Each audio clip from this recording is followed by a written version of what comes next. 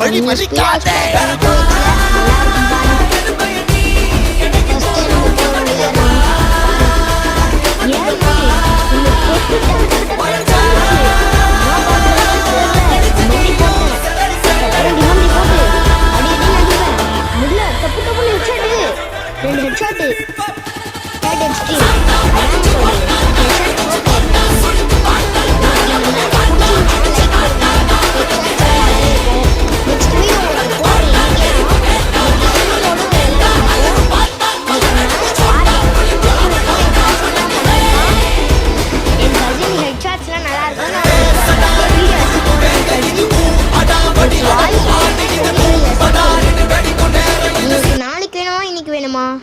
இன்னைக்கே போடுறேன்.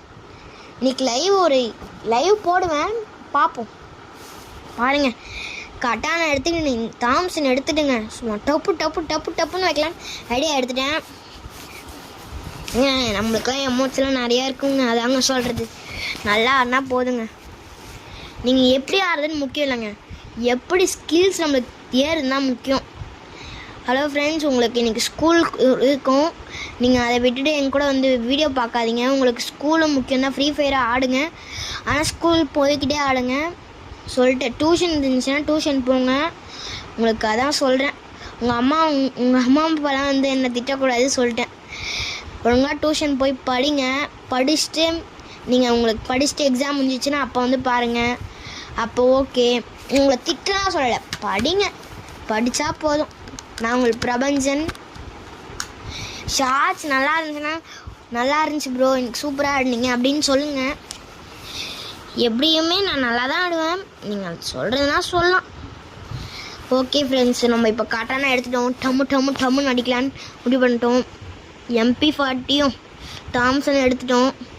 ஃபுட்பாலாக மாறின ஐடியாலாம் இப்போ நம்மளுக்கு இல்லை.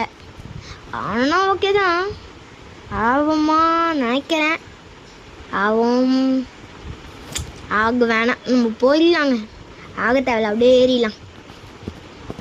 இங்கே ஒருத்தவங்க எனிமி இருப்பாங்க, டப்புன்னு சத்தம் கேட்கும். எனக்கே ஆச்சரியமாக இருக்குது, எங்கடா எனிமி இருக்கான்னு. அதுக்கப்புறம் குத்தி பார்ப்பேன், எங்கே யாருமே இருக்க மாட்டாங்க. இதோ இங்கே இருக்காருன்னு சொல்லிட்டு டம்முன்னு வைப்பேன். ஹெச்பி டப்புன்னு குறையும். என்ன ஆச்சுன்னு தெரில. அங்கே ஒருத்தர் சார் அங்கே அடிச்சுன்னு இருப்பார், டம்முன்னு வச்சேன். Match over. அப்படி தாங்க சொல்லணும். ஹெட்ஷாட்ஸுக்கு நம்ம நிறைய அடிக்கணுங்க. அதான் சொன்னல, நிறைய அமௌண்ட் இருக்குன்னு. இதே மாதிரி